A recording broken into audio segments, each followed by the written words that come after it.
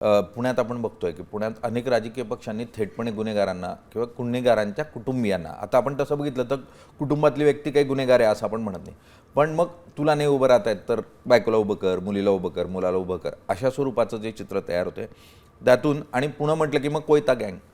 अशा परिस्थितीमध्ये जर तर नेतृत्वाकडे आशेनं बघावं तर कसं बघावं? तुम्ही समवयस्क आहात, तुम्ही तरुण आहात, तुम्ही कसं बघाल या सगळ्या घटनांकडे? नाही बघा, मला वैयक्तिक जर काय विचारलं तर आता पुण्यामध्ये काही अशा बातम्या मी देखील पाहिल्या, काही माहिती माझ्यापर्यंत देखील आली की काही पक्षांनी तिथे गुन्हेगार प्रवृत्तीच्या असलेल्या कुटुंबियांना तिथे उमेदवारी दिलेली आहे. आता प्रश्न तोच होतो की कुटुंबियांना दिलेली आहे त्या व्यक्तीची सजा त्या कुटुंबियांना का? बरोबर.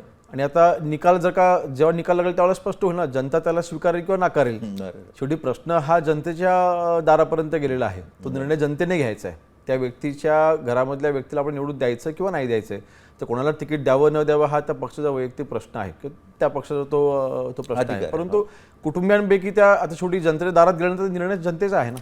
अगदी जनतेच्या न्यायालयामध्ये हा मुळात प्रश्न येऊन ठेपला आहे आणि मतदार म्हणून तुम्हाला निर्णय द्यायचा आहे, आणि तुम्ही मग बंदुकीच्या गोळीच्या दबावाखाली मतदान करणार का, की पैशाच्या दबावाखाली करणार का, की आणखून गुंडगिरीच्या दबावाखाली करणार का?